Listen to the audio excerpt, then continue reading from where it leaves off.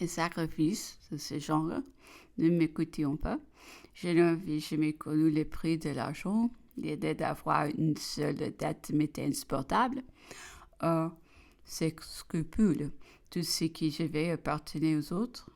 Il ne m'était pas arrivé une fois de dire non à une demande d'argent.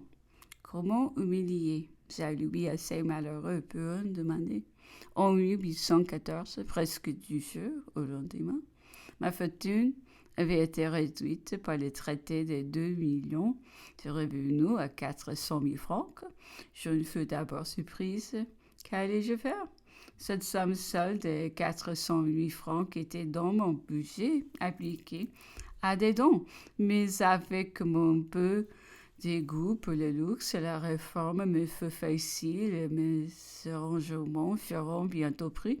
À présent, quelle énorme différence!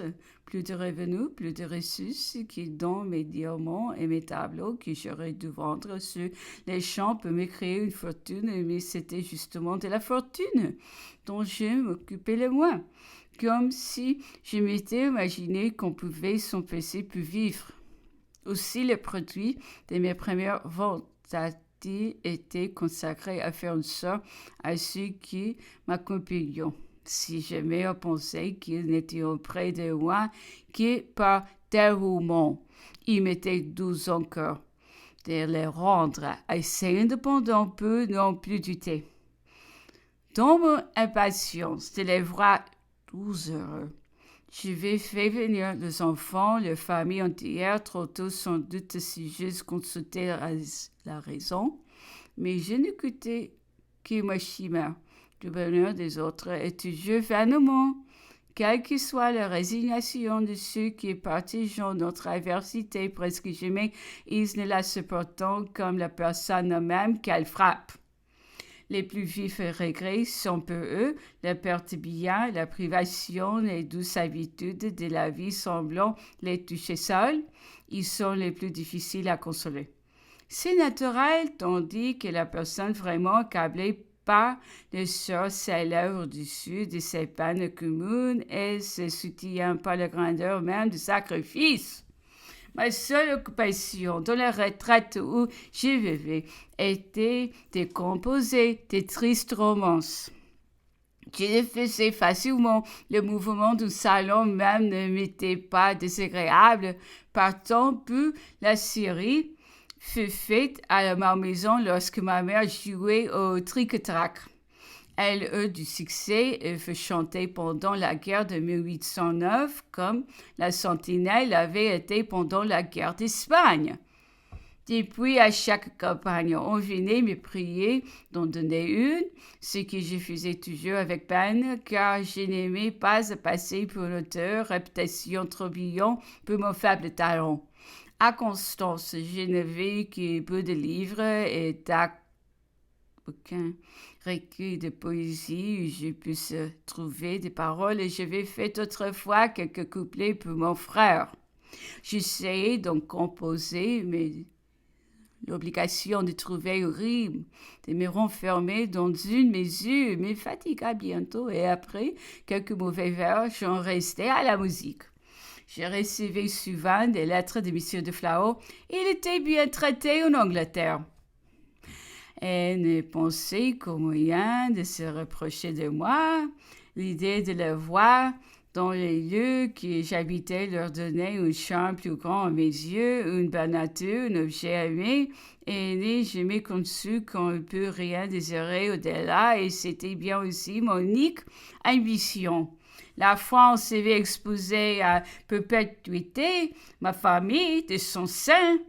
La peine de mort était décrétée contre quiconque de nous mettrait le pied sur le s'offenser. Cette loi avait serré mon cœur. Mon fils même, malgré son extrême jeunesse, s'était écrié tout en larmes. Comment, maman? Est-ce que nous ne reverrons plus la France? Je ne peux prononcer le nom fatal sans montrer une vive émotion. Mais ce moment, une fois passé, je cherchais même dans la position malheureuse de mes enfants des motifs de consolation. Élevés dans la médiocrité et loin de la flatterie, ils deviendraient mieux. Plus près des misères humaines, ils apprendraient à y compatir. Aussi mon plus jeune fils m'arriva-t-il une chose sans soulier. Il venait de les donner à un petit malheureux.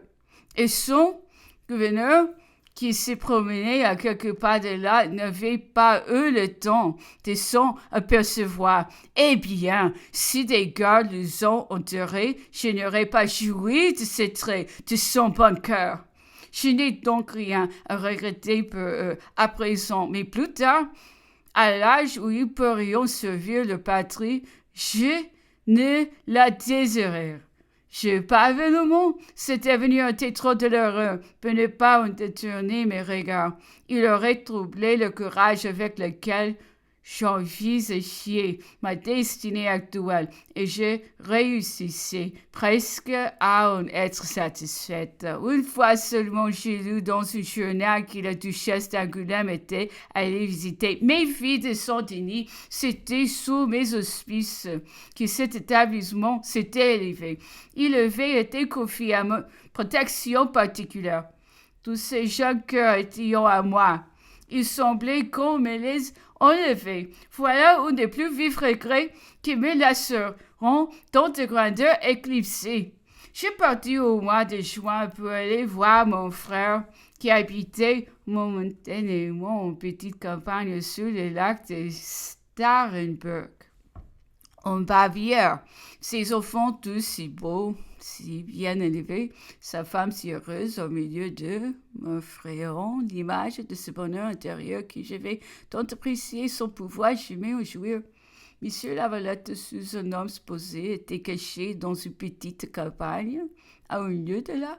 Ma joie de le voir égala mon émotion de l'entendre raconter ses infortunes si miraculeusement terminées, mais celle à qui il devait la vie, éprouvée par trop d'émotion, devait se frapper de la mort d'un fils dont elle venait d'accoucher.